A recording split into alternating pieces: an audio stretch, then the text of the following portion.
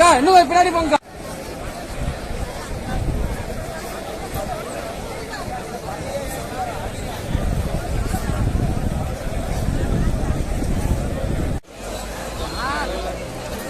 எப்படி போட்ட பாத்தீங்களா இடத்த? ஏய் நீ எல்லாம் வேற லெவல்ல நீ எல்லாம். நானே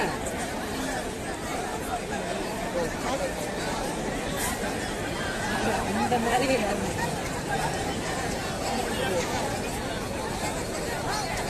வண்டி எடுங்க அப்படின்னு அது போய் கடுத்தாய் வண்டி நீங்க எடுத்து வச்சுங்க.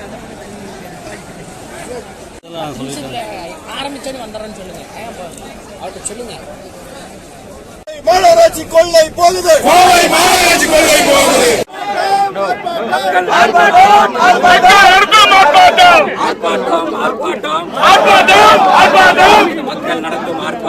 மக்கள் நடத்தும் ஆர்ப்பாட்டம் மாநகராட்சியை கண்டித்து ஆர்ப்பாட்டம்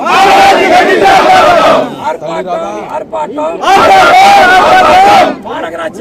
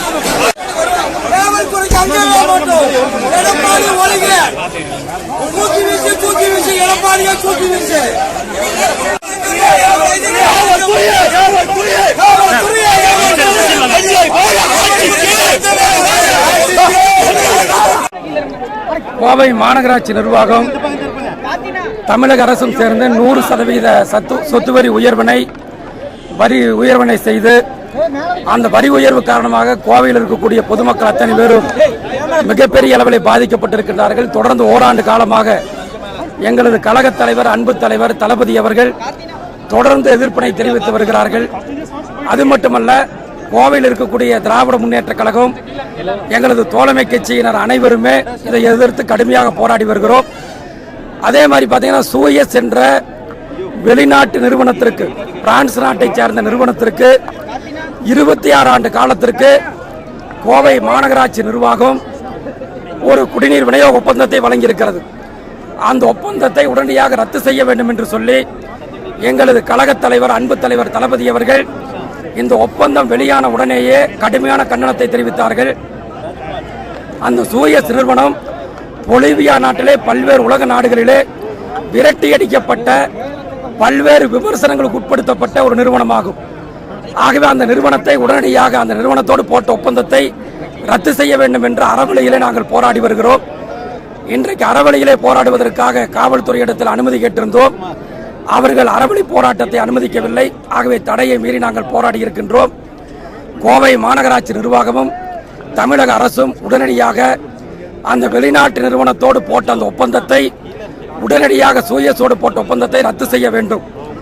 அதை போலவே கோவையிலே 100% வரி உயர்வு, கோவையில் பார்த்தீங்கன்னா இதுக்கு முன்னாடியே 2017 ஒரு வரி சீராய்வு என்ற முறையில் ஒரு வரி உயர்வு பண்ணியிருந்தாங்க.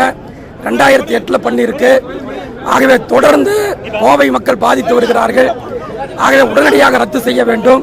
அப்படி ரத்து செய்யவில்லை என்று சொன்னால் இந்த போராட்டம் மட்டுமல்ல, தொடர் போராட்டங்களை நாங்கள் விரைவில் அறிவிப்போம். இந்த ஒப்பந்தம் ரத்து செய்யும் வரை இந்த போராட்டம் ஓயாது என்பதை தெரிவித்துக் கொள்கின்றோம்.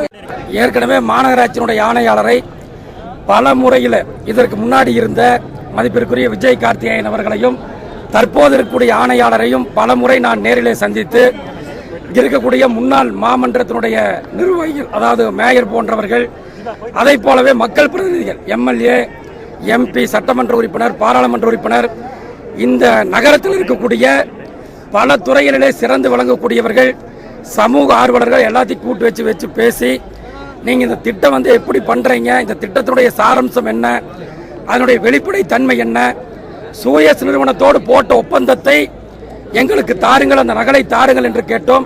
இதுவரைக்கும் அதை வெளியில்லைங்க. பேப்பர்ல சும்மா ஒரு ஸ்டோரி சொல்ற மாதிரி ஒரு இது எழுதிட்டு இருக்காங்களே தவிர அதுல வெளிப்படைத்தன்மை மாநகராட்சி கிட்ட நிச்சயமா கிடையாது. நாங்க சொல்றது சூயஸ் நிறுவனத்தோடு போட்ட ஒப்பந்தத்தை முழு விவரத்தை இந்த மாநகராட்சி நிர்வாகம் கோவை மாநகர மக்களுக்கு அவர்கள் உடனடியாக தெரியப்படுத்த வேண்டும், விளம்பரப்படுத்த வேண்டும். அதை விளம்பரப்படுத்துவதற்கு இந்த மாநகராட்சி நிர்வாகம் தயாரா? இதைத்தான் நான் கேட்கிறேன். 26 ஆண்டு காலத்திற்கு ஏற்கனவே கோவை மாநகராட்சியில் 2008ஆம் ஆண்டு 2011ஆம் ஆண்டு திராவிட முன்னேற்ற கழகத்தினுடைய ஆட்சி காலத்தில் வாரத்திலே 7 தினமும் 24 மணி நேரமும் குடிநீர் வழங்கக்கூடிய அந்த சிறப்பு திட்டத்திற்கு நாங்கள் அனுமதி கொடுத்தோம். அதாவது 31/1/2011ஆம் ஆண்டு இறுதியாக எங்களுடைய ஆட்சியில் நடைபெற்ற அந்த மாமன்ற கூட்டத்தில் தெல்ல தெளிவாக, அதாவது மெசர்ஸ் பிட்சனர் கன்சல்டிங் இந்தியா லிமிடெட் என்ற ஒரு சென்னையை சேர்ந்த நிறுவனத்திற்கு தொழில்நுட்ப திட்ட அறிக்கை தயாரிப்பதற்காகத்தான் நாங்கள் அனுமதி கொடுத்தோம்.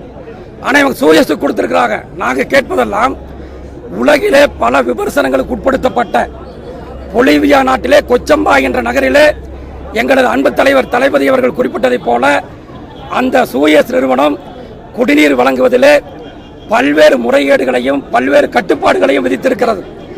ஆகவே அங்கு இருக்கக்கூடிய மக்கள் தன்னெழுச்சி போராட்டம் நடத்தி அந்த நிறுவனத்தை விரட்டி அடித்திருக்கிறார்கள். அப்படிப்பட்ட நிறுவனத்திற்கு 26 ஆண்டு காலத்திற்கு கொடுப்பதற்கு இவர்களுக்கு எந்த விதத்தில் அதிகாரம் இருக்கிறது என்பதுதான் நாங்கள் கேட்கின்றோம். மக்கள் மன்றம் இல்ல, சட்டமன்றத்தில் பேச உள்ள, மக்கள்கிட்ட விவாதிக்கல. ஆகவே அந்த 26 வருஷத்துக்கு போட்ட ஒப்பந்தத்தை ரத்து செய்ய வேண்டும். அதுதான் எங்களுடைய கோரிக்கை.